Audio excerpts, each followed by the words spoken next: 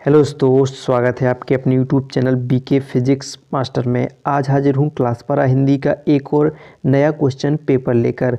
आज हम इस क्वेश्चन पेपर को सॉल्व करने वाले हैं और ऐसा ही क्वेश्चन पेपर आपको 24 फरवरी को देखने के लिए मिलने वाला है, यानी सेम टू सेम ऐसा ही पेपर आएगा बोर्ड परीक्षा में। तो आप आज इस पेपर को सॉल्व कर लीजिए। जितना भी पिछले पेपर सॉल्व करते हो, यानी जितने भी नंबर का आप पेपर सॉल्व करते हो, तो लास्ट में कमेंट करके मुझे बताइए कि मैंने इतने अंक का प्रश्न, यानी इतने अंक के प्रश्न मैंने इस पेपर में हल किए हैं। तो वीडियो को अंत तक जरूर देखिएगा। पसंद आए तो लाइक कीजिएगा, ज़्यादा से ज़्यादा हो सके शेयर कीजिएगा, नए हो तो सब्सक्राइब जरूर कीजिएगा। बहुत ही इंपॉर्टेंट पेपर है, तो सॉल्व कर लीजिएगा। अगर यूपी बोर्ड में 90+ नंबर लेना चाहते हो, यानी लाना चाहते हो, तो इस पेपर को सॉल्व जरूर कीजिएगा, पेपर लगाइएगा। और देखिए बिल्कुल सेम टू सेम पैटर्न पर है, इन 2025 का सामान्य हिंदी, ठीक है। सब यहाँ पर सेम टू सेम क्वेश्चन मिलेंगे, जैसा पेपर आपको 24 फरवरी को मिलने वाला है, सेम टू सेम पेपर है। तो आइए स्टार्ट करते हैं प्रश्नों को हल। तो देखिए पहला प्रश्न, यानी जो आपका पहला खंड होगा, खंड का इसमें बहुविकल्पीय प्रश्न होंगे। इसमें दो प्रश्न होंगे, प्रश्न 1 और प्रश्न 2, जिसमें दोनों में एक एक अंक के बहुविकल्पीय प्रश्न होंगे। तो देखिए, तो पहला प्रश्न है कि हिंदी का प्रथम नाटक है। हिंदी का प्रथम नाटक, 4 ऑप्शन है, भारत दुर्दशा, नहुस, ना आने वाला कल या चंद्रगुप्त। तो इसका सही आंसर होगा नहुस, क्या है, हिंदी का प्रथम नाटक है। और अगला प्रश्न है 84 वैष्णव की वार्ता के लेखक हैं। तो ऑप्शन होंगे जैनेंद्र कुमार, गोकुलनाथ, नाभादास या लल्लूलाल। तो 84 वैष्णव की वार्ता के लेखक हैं गोकुलनाथ होंगे, याद रखना है, गोकुलनाथ होते हैं। फिर अगला है बलचनमा उपन्यास है, तो किसका है, फणेश्वरनाथ रेणु का, नागार्जुन का, धर्मवीर भारती का या जयशंकर प्रसाद का। तो इसका सही आंसर होगा फणेश्वरनाथ रेणु द्वारा इसे लिखा गया है। तो देखिए अगला है सदल मिश्र की रचना है, प्रेम सागर, नाचिकेतोपाख्यान, सुख सागर या उदयभान चरित। तो इसका सही आंसर होगा नाचिकेतोपाख्यान। फिर अगला है गुनाहों के देवता की रचना है, मतलब गुनाहों का देवता रचना किसकी है, तो हजारी प्रसाद द्विवेदी की या महावीर प्रसाद द्विवेदी की या धर्मवीर भारती की या रघुवीर सहाय की। तो इसका सही आंसर होगा कि धर्मवीर भारती द्वारा इसे लिखा गया है। तो अगला प्रश्न, यानी अब चलते हैं प्रश्न नंबर 2 की तरफ, जिसका पहला प्रश्न है कि भक्ति आंदोलन का श्रेय जाता है। तो पहला ऑप्शन है वल्लभाचार्य को, दूसरा ऑप्शन है शंकराचार्य को। फिर देखिए आगे और ऑप्शन देखते हैं इसके, तो इम्पोर्टेंट है, वीडियो पसंद आए तो लाइक जरूर करना है, ठीक है। अगला है फिर देखिए रामानुजाचार्य, कौन से, रामानुजाचार्य को या निम्रकाचार्य को। तो इसका सही आंसर होता है कि रामानुजाचार्य को क्या कहा जाता है कि क्या पूछता था कि भक्ति आंदोलन का श्रेय जाता है। फिर अगला प्रश्न देखिए, गिरिजा कुमार माथुर ने प्रयोगवाद को नई कविता की संज्ञा दी, किसने, गिरिजा कुमार माथुर ने, केदारनाथ सिंह ने, अज्ञे ने या धर्मवीर भारती ने। तो सही आंसर होगा अज्ञे ने प्रयोगवाद को नई कविता की संज्ञा दी है। अगला प्रश्न है आधुनिक युग की मीरा है, महादेवी वर्मा, सुभद्रा कुमारी चौहान, सुमित्रा कुमारी और इनमें से कोई नहीं। तो सही होगा आंसर कि महादेवी वर्मा को कहा जाता है। हिंदी का प्रथम कवि क्या होगा, कवि माना जाता है, तो गोरखनाथ को, चंद्रवरदाई को या जगन्नाथ को या सरहपा को। तो सही आंसर हो जाएगा सरहपा को, ठीक है। तो अगला है मुकरियाँ रचना है, मधुकर कवि की, क्या कुशलराम की, अमीर खुसरो की या भट्ट केदार की। तो सही आंसर हो जाएगा अमीर खुसरो की, ये आंसर हो जाएगा अमीर खुसरो की मुकरियाँ रचना है, ठीक है। तो ये 2 प्रश्न हो जाते हैं, एक एक अंक के बहुविकल्पीय प्रश्न। अब बनता है यहाँ से प्रश्न नंबर 3, जिसमें 10 अंक के प्रश्न बनेंगे, यानी कितना कि 5 प्रश्न होंगे और 2 अंक के होंगे, और यहाँ पर एक गद्यांश दिया होगा जिसको पढ़कर उसके प्रश्नों के नीचे दिए हुए प्रश्नों के आंसर हमें लिखना होता है। तो क्या है, दिए गए गद्यांश पर आधारित निम्नलिखित प्रश्नों के उत्तर दीजिए। तो यहाँ पर गद्यांश लिखा हुआ है, तो आइए इसको समझते हैं। क्या है कि पुष्पित अशोक को देखकर मेरा मन उदास हो जाता है, इसलिए नहीं कि सुंदर वस्तुओं को हतभाग्य समझने में मुझे कोई विशेष रस मिलता है, कुछ लोगों को मिलता है। वे बहुत दूरदर्शी होते हैं, जो भी सामने पड़ गया उसका जीवन की अंतिम मुहूर्त तक का हिसाब भी लगा लेते हैं। मेरी दृष्टि इतनी दूर तक नहीं जाती, फिर भी मेरा मन इस फूल को देखकर उदास हो जाता। ठीक है, असली कारण तो ये मेरे अंतर्यामी ही जानते होंगे, कुछ थोड़ा सा मैं भी अनुमान कर सकता हूँ। पहले चीज़ें पढ़ लेना। अब देखिए, कुछ एक ना एक आपको शब्द वर्ण ऐसा मिल जाएगा जिससे आप पहचान सकते हो कि इस किस पाठ से लिया गया है। तो देखिए क्या दे रहे हैं इसमें, पुष्पित अशोक, यानी किस पाठ से है कि अशोक के फूल से। देख सकते हैं आप, दिखा है कि नहीं कि अशोक के फूल नाम चैप्टर आपने पढ़ा होगा, पाठ पढ़ा होगा, अशोक के फूल से आया हुआ है। तो इसे पहचान लेंगे। तो इसके प्रश्न देखिए क्या लिखा है, पहले उपयुक्त गद्यांश का संदर्भ लिखिए। तो संदर्भ क्या लिखना होता है, संदर्भ में वही लिखना होता है कि प्रस्तुत गद्यांश हमारी पाठ्य पुस्तक हिंदी के किससे, कौन से पाठ से, अशोक के फूल। हो रहा है कि नहीं, अशोक के फूल, तो किससे, अशोक के फूल नामक पाठ से लिया गया है, देख सकते हो। इसके रचयिता यानी इसके लेखक कौन है, तो अशोक के फूल के लेखक कौन है, ऐसे कि हजारी प्रसाद द्विवेदी हैं। क्या है इसके लेखक हजारी प्रसाद, क्या लिख दोगे, द्विवेदी हैं। हजारी प्रसाद क्या हो जाएंगे, द्विवेदी इसके लेखक हो जाएंगे। फिर क्या है कि रेखांकित अंश की व्याख्या कीजिए। तो यहाँ पर यानी देखो, पुष्पित अशोक को देखकर यहाँ से यहाँ तक ही कुछ लोगों को मिलता है, यहाँ तक जो लाइन की है, इसकी क्या करना है, व्याख्या करना है। तो आपको इसको अच्छे से पढ़ लेना है और इसकी व्याख्या को आपको लिखना है, जैसे ही बना सकूँ।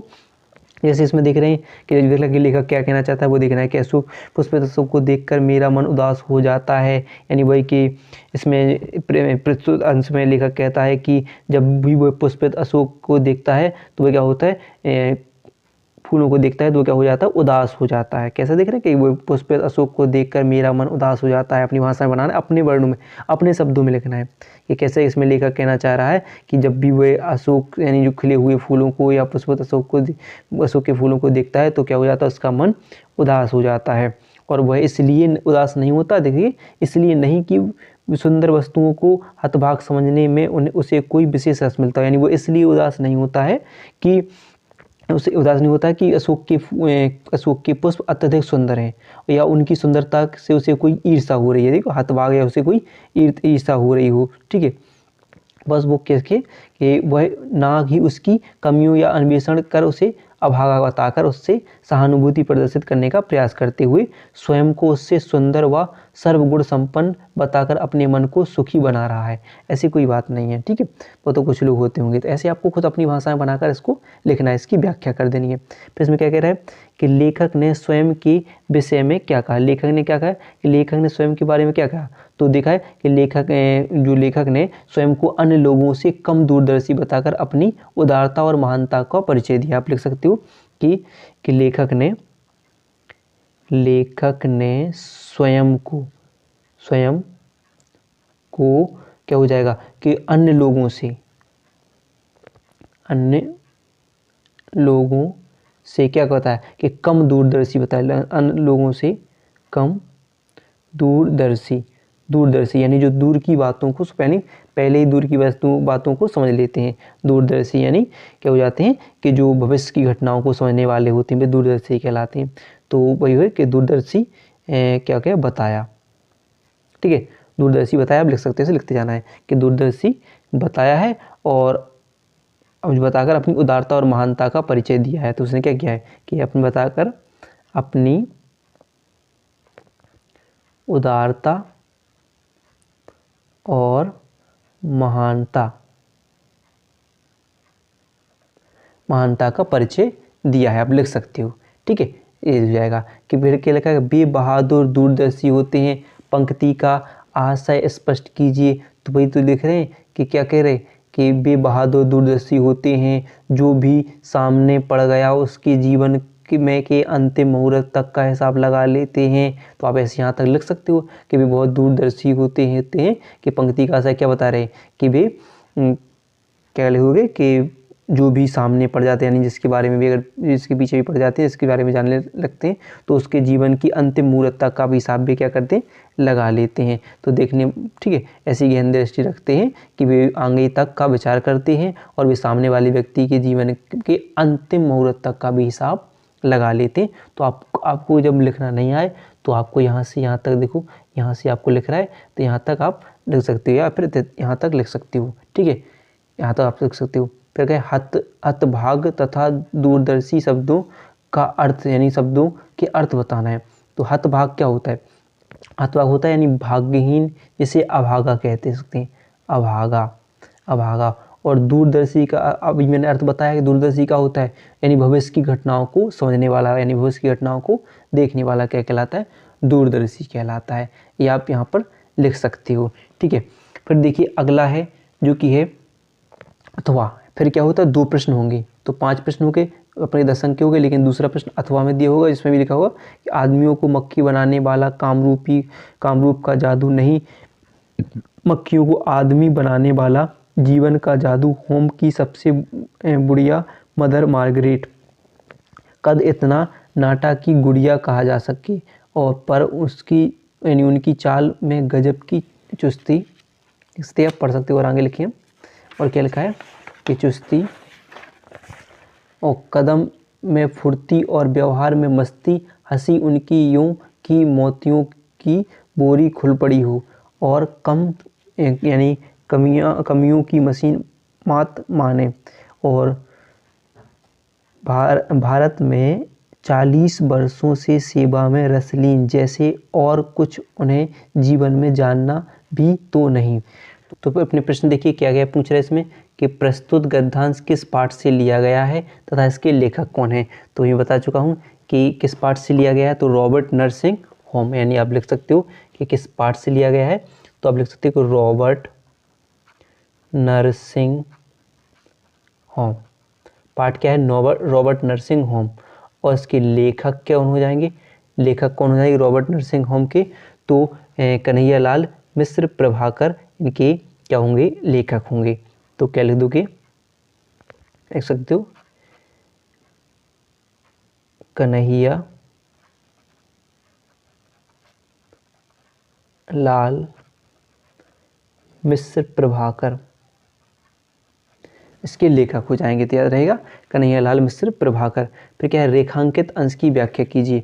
तो रेखांकित अंश कौन कौन से थे वो समझते हैं। तो देखिए इसमें क्या बात करें कि समझने के लिए क्या है इसमें कि रेखांकित अंश। तो रेखांकित अंश क्या है यहाँ पर कि आदमियों को मक्खी बनाने वाला कामरूप का जादू नहीं, यहाँ से यहाँ तक क्या लिखा है कि जीवन का जादू होम की बुढ़िया सबसे यानी होम की सबसे बुढ़िया मदर मार्गरेट, तो यहाँ तक है।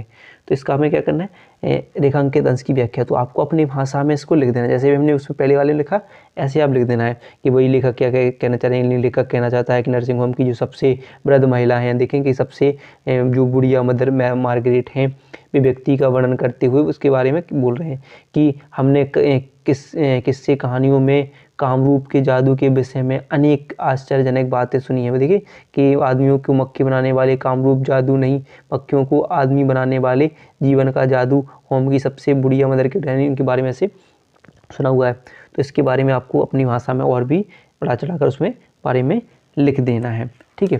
फिर देखिए प्रश्न क्या बनता है, आगे देखते हैं कि व्याख्या आपको कर लेनी है, ठीक है, व्याख्या जरूर करनी है अपनी भाषा में।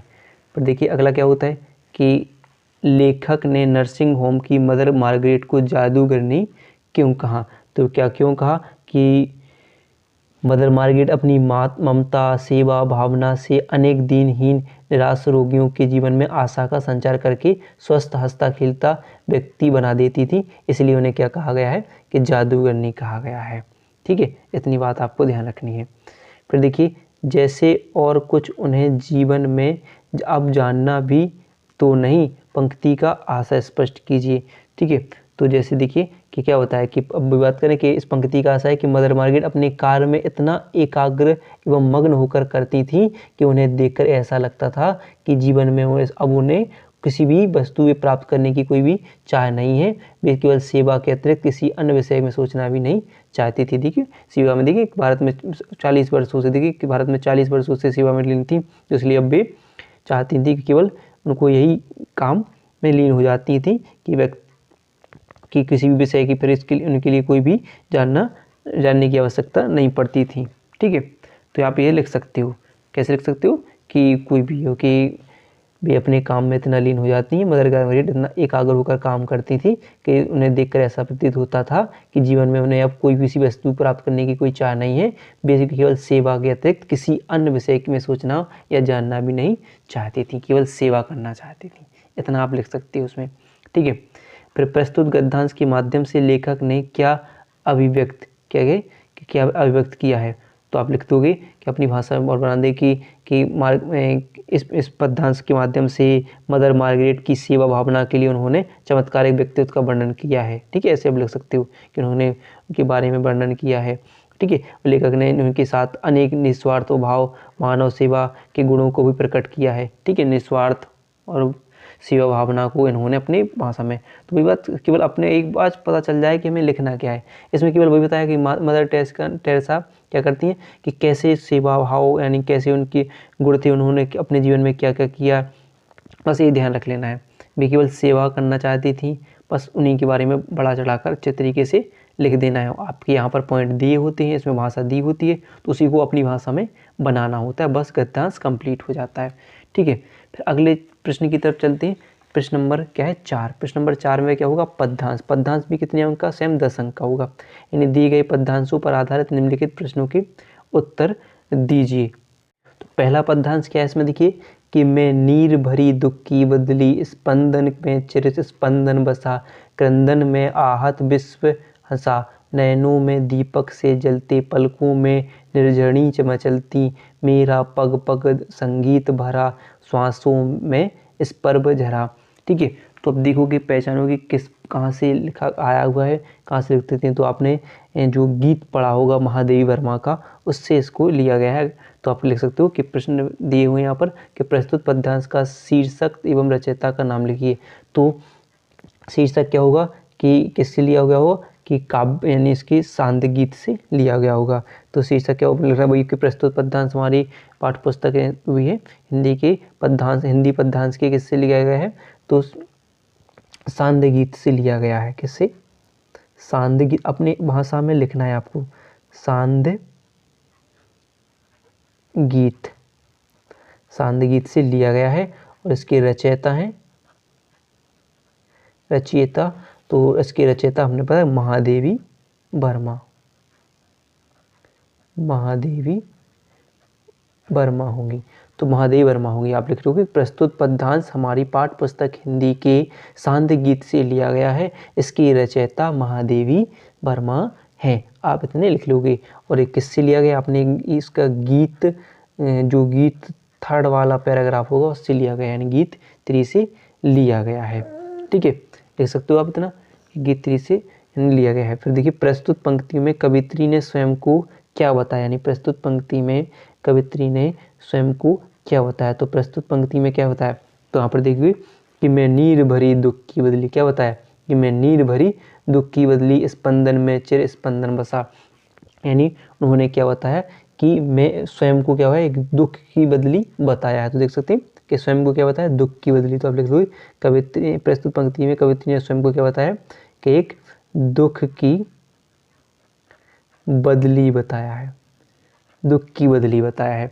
फिर रेखांकित अंश की व्याख्या, तो इसी रेखांकित अंश की आपको व्याख्या करनी है कि महादेवी वर्मा ने अपने जीवन में जो तुलना किसे बदली से करते हुए कहती हैं, यानी बताती हैं कि मैं नीर भरी दुख की बदली हूँ, अर्थात मेरा जीवन दुख की बदलियों से भरा हुआ है। जिस प्रकार बदली पानी से भरी हुई रहती है, उसी प्रकार विरह में, यानी जो है अथाह विरह में की वेदना में के कारण मेरी आंखें भी आंसू से भरी हुई हैं। आप लिख सकते हो कि मैं दुख की बदली हूँ, जैसे बदली में पानी भरा होता है, ऐसे मेरे भी जीवन में कई अथाह दुख के कारण मेरी भी आंखें भरी हुई हैं। तो उसके बारे में इन्हें बताया, तो आप व्याख्या आप कर सकते हो। फिर क्या है, नैनों में दीपक जलते, इस पंक्ति में कौन सा अलंकार है, क्या है कि नैनों में दीपक जलते, इस पंक्ति में कौन सा अलंकार है? तो इस पंक्ति में अगर बात करें तो उपमा अलंकार होता है, उपमा अलंकार, उपमा अलंकार है। ठीक है, तो कौन सा अलंकार है? उपमा अलंकार। नैनों में दीपक से जलते में कौन सा अलंकार है? तो उपमा अलंकार है। फिर कवित्री के निरंतर रुदन का कारण क्या है? कवित्री के जो निरंतर यानी निरंतर रोने का क्या कारण है? तो देखिए कि कवित्री के निरंतर रोने का कारण क्या है? प्रीतम से मिलने की व्याकुलता। यानी लिखोगे कि आप लिखना चाहो तो आप लिख सकते हो कि प्रीतम से मिलने की व्याकुलता क्या होगा? कवित्री के रुदन की निरंतर रुदन का कारण है। तो आप लिख सकते हो ऐसा। फिर देखिए यहाँ पर क्या है? अथवा। अथवा में क्या है? अगला पैराग्राफ होगा यानी पद्यांश होगा, जिसमें क्या लिखा है? तदंतर बैठी सभा कुटच के आंगे नीले बितान के तले दीप बहु जागे टकटकी लगाए नयन सुरों के थे बे ओ परिणामोत्सुक उन भयातुरों के थे वे और उत्पुल करौंदी कुंज वायु रह कर करती थी सबको पुलक पूर्ण महकर वह चंद्रलोक था कहाँ चांदनी बैसी और प्रभु बोले गिरा गंभीर नीर निधि जैसी। तो देखते हैं कहाँ से इसको लिया गया है। देखिए क्या है? तदंतर बैठी सभा को टच किएंगे। तो आप समझ सकते हो यानी इसका क्या करना है? पहले इसके प्रश्न देखना है, प्रश्न देखेंगे कौन कौन से प्रश्न इसमें पूछ रहे हैं और फिर देखते हैं, इसको पहचानते हैं कि इसके पहले पद्यांश और इसके प्रश्नों को लिखेंगे। तो उपयुक्त पद्यांश का क्या लिखना है? पहले संदर्भ लिखना है। तो आप संदर्भ क्या लिखोगे कि भाई कि प्रस्तुत पद्यांश, हम लोग लिखेंगे कि प्रस्तुत पद्यांश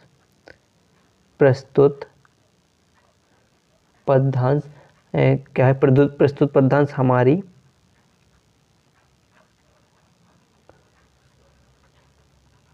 पाठ्यपुस्तक किसके? कैकई के अनुताप। आप लिख सकते हो कैकई के अनुताप, कैकई के अनुताप से लिया गया है। और हम इसकी रचयिता की बात करें तो मैथिली शरण गुप्त हैं, मैथिली शरण गुप्त। ठीक है, तो मैथिली शरण गुप्त क्या है कि इसमें के रचयिता हैं। फिर क्या है? रेखांकित अंश की व्याख्या।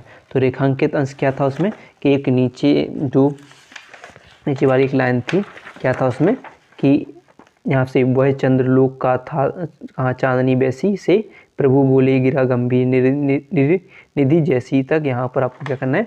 इसकी व्याख्या करनी है। ठीक है, तो आपको व्याख्या लिख लेनी है, व्याख्या कर लेनी है। ठीक है, तो अपनी भाषा में व्याख्या को लिख लेना है कि फिर अगर देखिए फिर क्या बात पूछ रहा है इसमें कि प्रस्तुत पद्यांश किस प्रसंग से संबंधित है। तो प्रस्तुत पद्यांश बताना है कि प्रस्तुत पद्यांश चित्रकूट की प्राकृतिक घटा मनोहरी वर्णन किया गया है और प्रकृति में सौंदर्य का यह वर्णन उस क्षण का है जहाँ भरत के साथ अयोध्यावासी श्री राम से भेंट करने हेतु रात्रि सभा का आयोजन किया गया था, वहाँ का प्रसंग है। ठीक है, तो इतना आप लिख सकते हो कि किया गया था। फिर देखिए इसमें एक और पूछा गया कि उत्पुल करौंदी कुंज वायु रह कर पंक्ति का आशय स्पष्ट कीजिए। तो इसमें क्या होता है कि प्रस्तुत पंक्ति का आशय है कि चित्रकूट का प्राकृतिक जो सौंदर्य है वो अनुपम था, जब अनुपम था और खिले हुए करौंदी, देखिए लिख रहे करौंदी कुंज, तो क्या कह रहे? करौंदी के जो पुष्पों से भरे हुए बगीचों में रह कर आने वाली जो मंद शीतल व सुगंधित पवन वहाँ उपस्थित लोगों को क्या कर रही थी? पुलकित कर रही थी। ऐसे लिख देना है। ठीक है, पुलकित कर रही थी।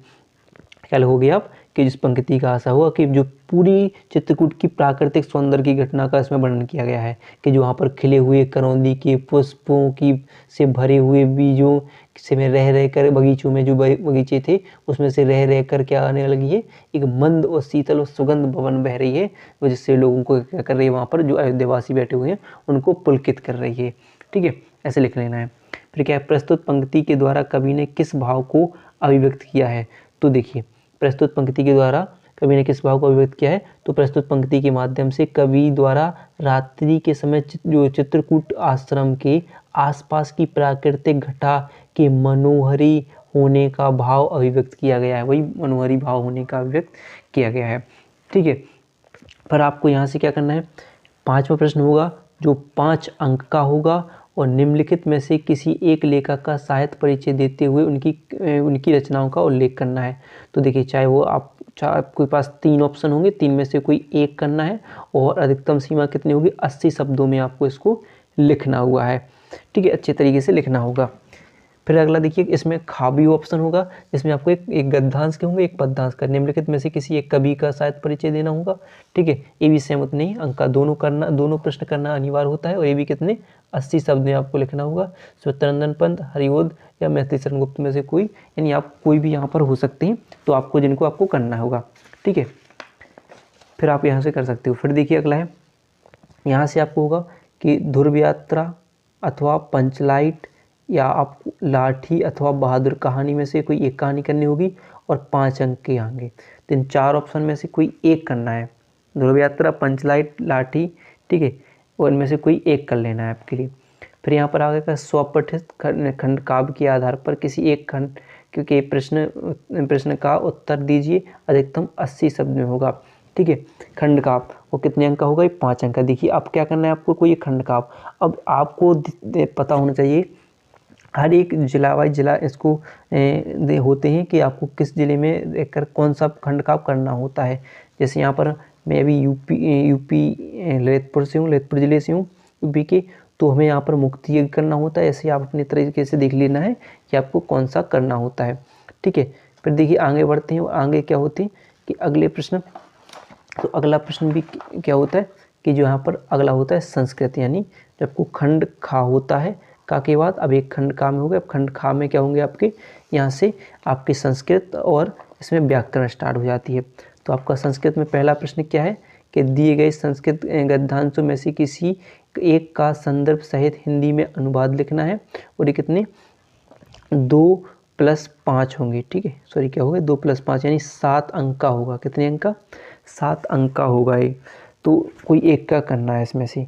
ठीक है, तो यहाँ पर क्या जाएगा, युवक मालवीय स्वकीयन प्रभावपूर्ण भाषण जनानाम मानसी का अमोहत। तो इसमें क्या लिखोगे आप कि जो युवा मालवीय है वो स्वकीयन यानी क्या होगा, युवा मालवीय यानी स्वकीन यानी अपने प्रभावकारी भाषण यानी क्या दे रहा है, भाषण दे रहा है। शौकीन प्रभावपूर्ण भाषणे जनानाम मानसी अहोत यानी प्रभावपूर्ण भाषण से लोगों का मन मोह लिया है इसने। अतः अस्य सुहृदय तम क्या होगा, प्राण विभाग पदवी प्राप्य देशस्य श्रेष्ठताम सेवाएं कुरुतु और क्या होगा प्रेतवंतम क्या होगा, प्रेतवंतम यानी क्या होगा, अतः उनके सब चिंतकों ने उन्हें अधिवक्ता की पदवी प्राप्त कर राष्ट्र की श्रेष्ठतम सेवा करने के लिए प्रेरित किया, यानी क्या होगा प्रेरितम।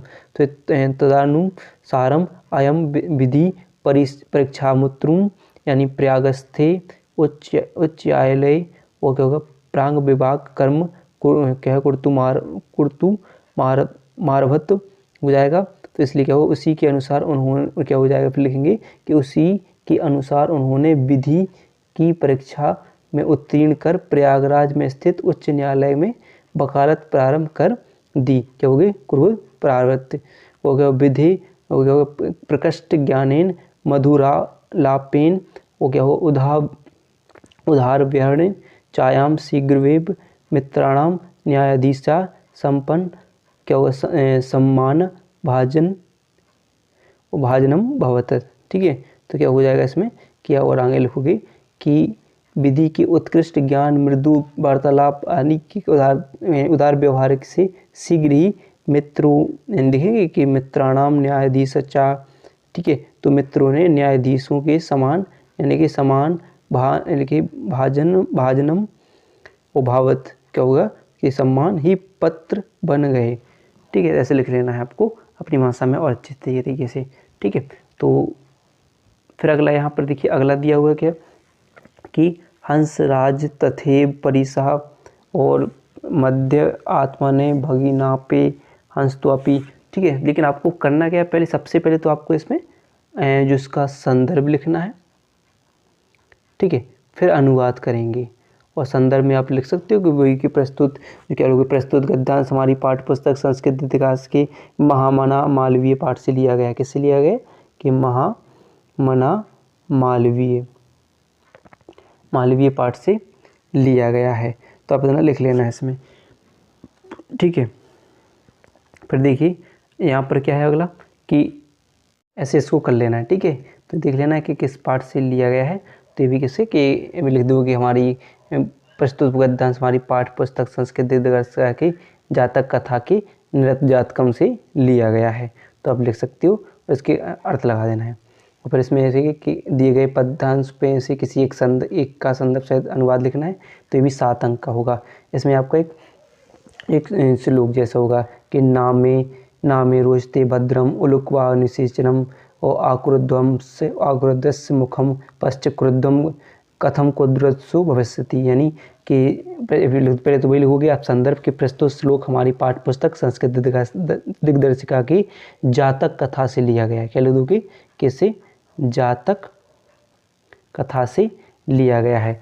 तो और किसी उलुक जातकम पाठ से लिया और साथ में क्या होगा उसके कौन से भाग से लिया गया है। तो आप लिख सकते हो उलुक जातकम से लिया गया है। तो आप और इसका क्या लिखोगे अनुवाद क्या करना हो कि नाम है रोजते भद्रम वही कि उल्लू का जब राज्याभिषेक हो रहा है तो जो कौवा है वो क्या कह रहा है कि तुम्हारे उल्लू का राज्याभिषेक मुझसे पसंद नहीं है, इस आक्रोधित का मुख तो देखो। क्या अर्थात देखोगे कि आक्रोधस्य मुखम पश्चात कथम मुक्रुद्धो भविष्यति। यानी देखो इसका आक्रोधहीन का मुख तो देखो अर्थात क्रोधहीन अवस्था में तो इसका मुख इतना विकृत है, तो अगर मान लो एक गुस्से में हो गया तो तब इसका कैसा होगा, आप इसका लिख सकते हो।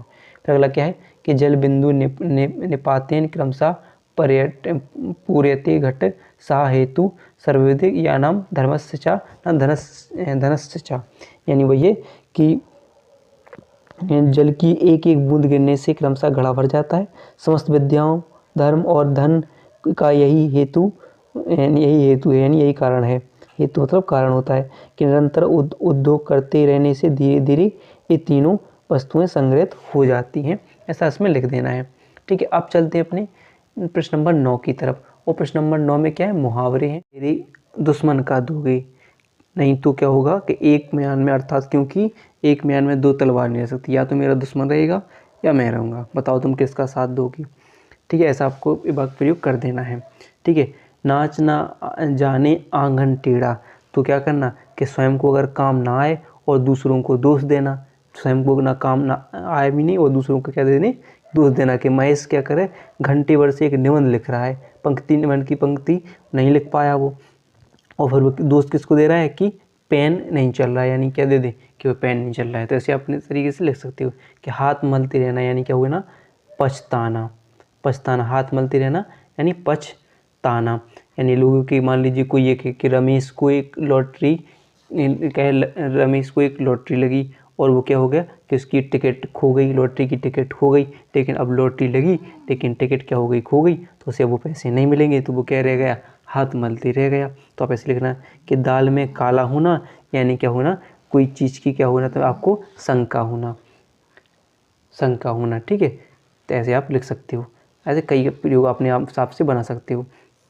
फिर यहाँ पर क्या है एक प्रश्न देखिए सबसे इम्पोर्टेंट होगा कि 1 + 2 + 2 यानी 5 अंक का एक यहाँ पर एक अपठित गद्यांश होगा, एक बहुत बड़ा गद्यांश दिया होगा लिखा होगा, उसके प्रश्नों को आपको करना होगा। यहाँ पर मैंने इसमें नहीं लिखा, आपको करना होगा। फिर देखिए यहाँ पर होगा निम्नलिखित शब्द युग्मों का सही अर्थ चयन करके लिखिए। अम्ब अम्बू, तो इसके 4 ऑप्शन होंगे आपके पास।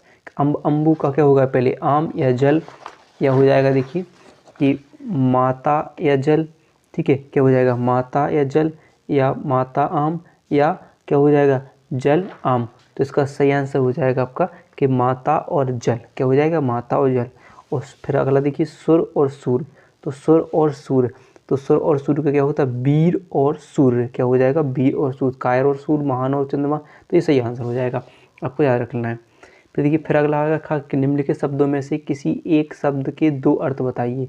अली, नाग, अंग, गुरु, इनमें से किसी एक शब्द के 2 अर्थ बताना है। अली, अली क्या होता है भौरा और सखी, आप लिख सकते हो कि भौरा और सखी हो जाएगा। अगर नाग के लिखना चाहो तो नाग के आप लिख सकते हो कि एक तो सांप हो जाता है, आप खुद जानते हो कि सांप हो जाता है, एक पर्वत हो जाता है, या इसको बादल भी लिख सकते हो, शीशम, ठीक है, हो जाती है इसकी।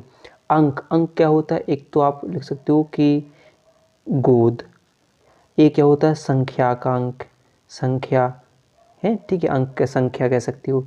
अब गुरु, गुरु का क्या होता है, एक तो आपने पढ़ा होगा अध्यापक लिख सकते हो आप, एक बड़ा लिख सकते हो, तो ये हो जाती है। तो आपको कोई भी कर लेना है एक। फिर क्या है यहाँ पर, निम्नलिखित वाक्यांशों के लिए एक शब्द का चयन करके लिखिए। तो क्या होगा, जो कम बोलता हो, क्या होगा, असंवादी होगा, मितभाषी होगा, बातूनी होगा, विवादी होगा। तो क्या होता है, मितभाषी होता है। जानने की इच्छा रखने वाला, जानकार, विद्वान, ज्ञानी या जिज्ञासु। तो सही हो जाएगा, जिज्ञासु हो जाएगा।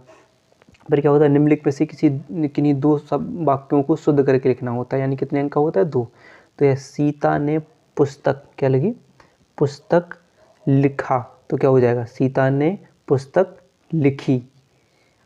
मैं पानी पी लिया हूँ, क्या होगा, मैंने पानी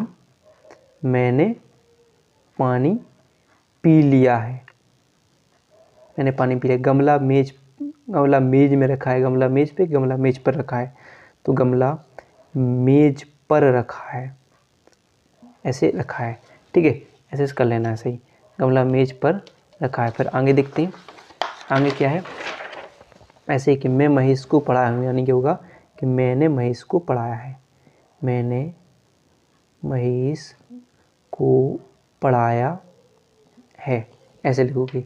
फिर क्या होगा, यहाँ पर आपको क्या होगा कि अब 12वां प्रश्न होगा, जिसमें आपको क्या होगा, बीरस अथवा श्रृंगार यानी संयोग श्रृंगार रस की परिभाषा उदाहरण सहित लेनी होगी। बीरस, तो ठीक है, बीरस क्या होगा कि केवल आपको 3 अक्षर याद रखने, 3 शब्द याद रखने कि विभाव, अनुभाव, संचारी भाव, स्थायी भाव।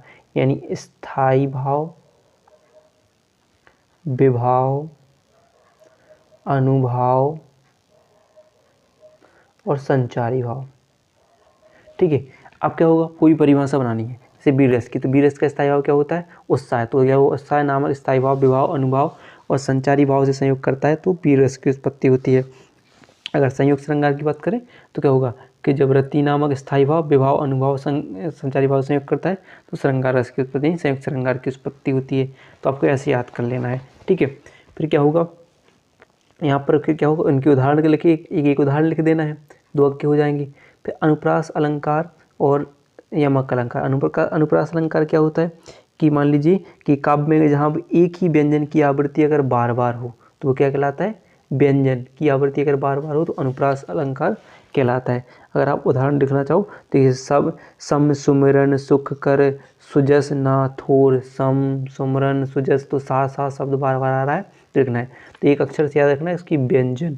अनुप्रास अलंकार व्यंजन की आवृत्ति हुई। यमक अलंकार तो एक शब्द की आवृत्ति बार बार हो जाए और उसके अर्थ अलग अलग हो, यानी शब्द एक सा हो लेकिन उसके अर्थ अलग अलग हो। जैसे हमने पढ़ा होगा कि ऊधव जोग जोग हम नाही, यानी वो एक जोग का मतलब यानी होता है योग साधना, और एक जोग का मतलब होता है योग, यानी इनकी योग। या एक अपने पढ़ा होगा कनक कनकते सोहनी, तो एक कनक का अर्थ होता है कि सोना, एक कनक का अर्थ होता है धतूरा। तो जो शब्द बार बार आया हो लेकिन उसके अर्थ अलग अलग हो, वहाँ पर क्या होता है, यमक अलंकार होता है।